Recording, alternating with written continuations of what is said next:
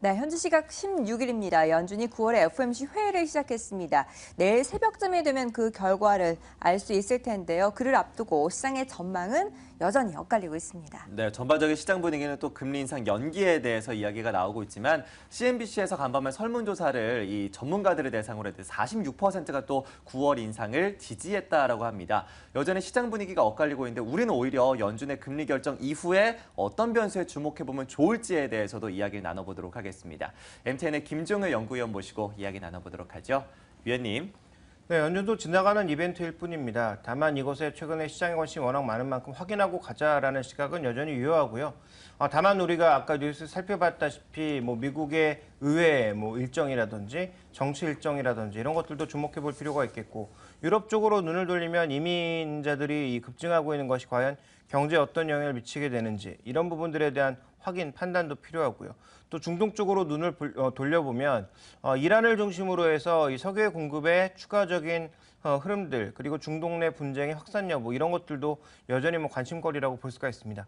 어쨌든 우리가 가장 주목해야 될 것은 주식시장에 투자하고 있는 우리들은 가장 기본부터 살펴봐야 된다라는 거죠. 기업이익과 근간해서 과연 지금 현재 시장이 어떤 모습인지, 또 자금 동향은 어떻게 흘러가고 있는지, 향후 어떤 변수들이 있는지 점검해 보는 것이 중요한데요. 오늘 이와 같은 내용을 한국투자증권의 박중재 연구원이 리포트를 통해서 자세하게 언급한 내용이 있는데 시간이 있으시다면 꼭 한번 참조해 보시길 바라겠고요. 오늘은 그 내용을 제가 좀 축약해서 좀 말씀드리고자 합니다. 가장 중요한 것은 지금 글로벌 수요가 늘지 않고 있다는 말은 여러 번 말씀드렸는데 준비된 그림을 한번 확인해 볼까요? 자, 준비된 그림을 보시면 글로벌 수입액이 확 줄었습니다. 글로벌 수입액이 줄어든 것은 여러 가지 의미로 해석해 볼 수 있지만 일단 기본적으로 수요 자체가 늘지 않고 있다. 수입이라고 하는 게 뭡니까? 소비재는 소비하기 위해서 수입하는 거고요. 자본재는 투자하기 위해서 수입하는 건데 이것이 감소하고 있다는 것은 달러 기준이다 보니까 달러 기준으로 봤을 때 이머징 국가들의 전반적인 환율이 달러 대비 내려가면서 금액이 줄어든 부분도 분명히 있겠지만 경기의 유효 수요 자체가 작다 보니까 이 금액 자체가 굉장히 줄어든 거죠. 그러니까 글로벌 유효 수요는 생각보다 강하지 않다라고 봐야 될 것 같고요. 글로벌 공장으로 불렸던 중국의 전반적인 수요도 크지 않다라는 거죠. 리커창 지수 중에서 철도 운송 같은 경우에는 이미 마이너스로 진입한 지가 한참 지났고요. 전기 생산 같은 것들도, 전력 생산 같은 것들도 둔화되고 있다라는 거죠. 그래서 이 중국의 세계 공장이라고 불리던 중국의 유효 수요도 빠르게 늘지 않고 있는 상황입니다. 거기다가 지금 중국은 소비도, 내구 소비재의 소비도 늘지 않고 있고 생산도 줄어들고 있는 모습이죠. 그래서 전체적인 상황을 살펴보게 되면 가장 중요한 수요가 늘지 않고 있기 때문에 이것이 결국 글로벌 경제를 살리는 데 있어서 지금 금리를 내리고 올리는 것보다 더 중요한 핵심 이슈다라는 것이고요. 결국 우리가 먹고 살 만한, 기업이 먹고 살 만한 그런 상황이 아니기 때문에 앞으로 경쟁이 가격 경쟁이 되었든 품목 경쟁이 되었든 더 치열해질 수밖에 없고 그 생존 경쟁에서 살아남지 못하는 기업들은 자연스럽게 명멸해 갈 수밖에 없다라고 봐야 될 것 같습니다. 네, 글로벌 수요가 앞으로 증가할 수 있을지도 걱정이고 경쟁이 더 치열해지면서 우리 시장도 다시 한번 더 고민을 해봐야겠습니다. 네. 어쨌든 시장들의 각각의 반응을 보면 금리 인상보다는 금리 동결 쪽에 좀 더 포커스를 맞춘 분위기인데요. 어떻게 보시나요? 네, 그래서 우리가 생각해 볼 필요가 있는 거죠.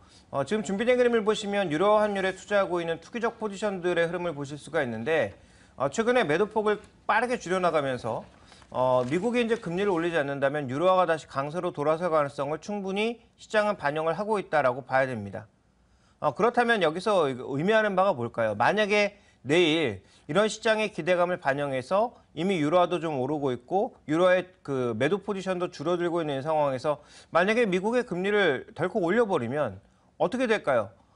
당연히 올랐던 것들이 다 급락한다라는 거죠. 주식시장도 급락할 수밖에 없고 유로화도 흔들릴 수밖에 없고 달러화는 다시 급등으로 갈 거고 만약에 지금 금리를 동결한다면 그 가능성을 충분히 반영했기 때문에 실제로 시장의 반응은 또 뜨뜻미지근할 수 있다라는 거죠. 그래서 이런 부분들을 좀 살펴볼 필요가 있겠고요.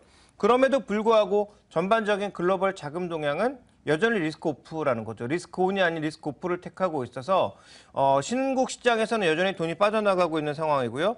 신흥국 채권 시장에서는 거의 뭐 엑소더스 수준입니다. 그래서 대탈출을 하고 있거든요. 그래서 이런 부분들 놓고 보게 되면 아직도 뭐 외국인들의 시각이 우리 시장에 뭐 들어올 거다, 들어오고 있다 이렇게 판단하기에는 좀 어려운 국면인 것이고 미국의 금리 결정 하나로 인해서 전체적인 판도가 다 바뀌진 않는다 이렇게 이해해봐야 될 것 같습니다. 네, 그렇다면 지금의 시장 분위기를 간략하게 정리해 주셨는데 금리 결정이 있고 나서 이제 또 10월이 되게 되면 미국에서도 3분기 실적 발표를 연이어서 하게 됩니다. 기업들의 또 실적들은 어떻게 전망이 되고 있는지 그 부분들도 증시에서 상당히 중요한 포인트가 될 것 같은데요. 최근 추이는 어떤가요? 당연히 안 좋습니다. 전망치도 계속 떨어지고 있죠. 준비된 그램에서 보시면 MSCI에서 측정하고 있는 주요 기업들의 12개월 선행 EPS가 다시 하향하고 있는 상황입니다. 업종별로 봤을 때도 뭐 에너지가 처음에 주도하는 소재 에너지가 주도하는 그런 모습이었는데 이들도 떨어지고 있지만 최근에 많이 떨어지고 있는 건 IT와 금융 쪽이거든요. 그러니까 초반의 하락은 에너지 가격의 급락을 통해서 에너지 업종과 소재 업종이 떨어지는 모습이었는데 최근에는 IT 업종에 대한 실적의 컨센서스도 줄어들고 있고 뭐 금융 마찬가지고요. 바이오는 뭐 원래 안 좋았는데 워낙 뭐 주가가 많이 올랐다가 최근에 깨지고 있는 국면이니까 이런 측면에서 놓고 보게 되면 글로벌 업종 내에서도 이익 감소가 뚜렷하게 나타나고 있다는 거죠. 우리가 주가는 실적은 주가의 거울이다라는 얘기를 굉장히 표면적으로 많이 하고 있는데 이렇게 실적이 안 좋은데 주가가 올라가는 게 말이 안 되는 거죠. 그동안 올랐던 것은 유동성이 뒤를 받쳐줬는데 그 유동성이 축소되는 전략적으로 돌아버린다면 결국은 시장에서 탄력을 잃어버리고 전체적인 시장 수익률도 좀 제한적일 수밖에 없는 거죠. 그래서 연준의 시각은 내일 동결이 중요한 게 아닙니다. 만약에 동결을 선택한다면 동결한 이후에 우리 한동안 금리 아예 안 올린다. 시장에 정말 기대하고 있는 것은 내년 한 1분기까지 금리를 안 올릴 거다라는 그런 확약을 어떻게 보면 요구하고 있는 거죠. 만약에 이제 그런 얘기가 나오게 된다면 뭐 시장은 폭등을 하겠죠. 그런데 이제 그런 카드까지 내놓을 수 있냐 이게 쉽지 않다라는 겁니다. 그래서 그 동결 정도 하고 여전히 그 연내에 이제 금리를 올릴 거다라는 그런 시각을 내비치면 시장은 실망 매물도 충분히 나올 수 있고요. 만약에 금리를 인상해버리면 유효 수요가 제한적이고 기업 이익이 둔화되는 상황에서 유동성까지 옥죄버리면 시장에 갈 길은 뻔하다라는 거죠. 그러니까 이런 부분들을 우리가 고려한 전략을 짜야 되기 때문에 종목은 최대한 압축해서 또 현금도 최대한 늘려놓은 상황에서 시장의 변화에 능동적으로 대응할 수 있는 것이 좋지 않을까라고 보고 있고요. 어제 기관과 외국인들이 샀는데 무슨 소리냐. 제가 보기에는 기존의 매도 차익 잔고라든지 아니면 공매도를 늘려놨던 그런 부분에 환매라고 보시는 게 좋을 것 같습니다. 그래서 전략적인 측면에서 접근해 봤을 때 제가 보기엔 종목 압축. 그러면 종목 압축은 뭘 해야 되느냐.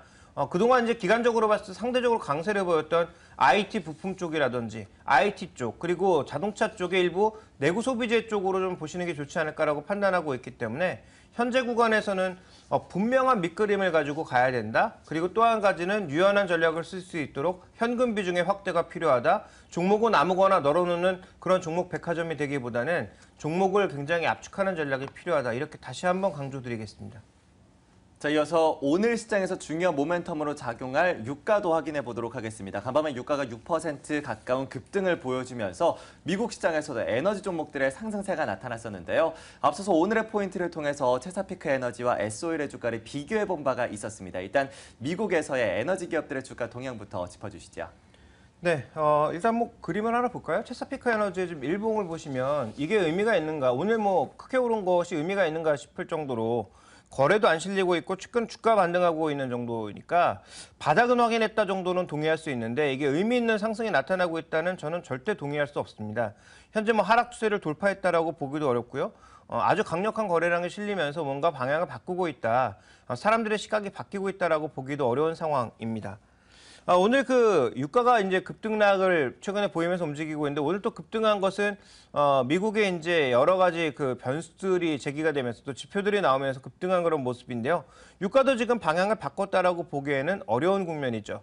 다만 뭐 바닥을 찍었다 정도는 확인할 수 있는 국면이 아닌가라고 보여주고 있기 때문에 이들 종목에 있어서는 우리가 주목해 볼 건 두 가지입니다.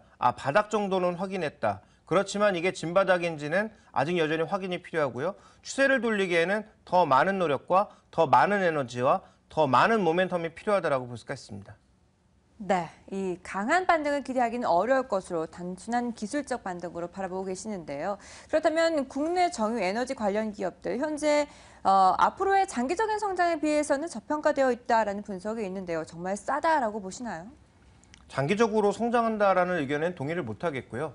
현재 구간에서 그나마 우리가 볼 수 있는 건 준비된 그림에서 보시는 것처럼 이 정제 마진을 중에서 일부가 반등하고 있다라는 거죠. 그러니까 특히 이제 디젤 정제 마진 같은 경우가 반등을 하면서 그래도 이익을 좀 개선시킬 수 있을 만한 요소가 일부 발생하고 있다. 이 정도입니다.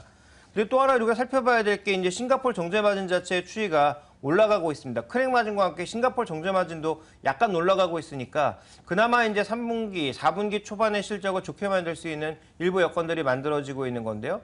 이것도 유가가 꺼져버리면 뭐 말짱 도루묵이라는 거죠. 그래서 현재 구간에서 중요한 중기적인 변수는 유가라고 보셔야 될 것 같고요.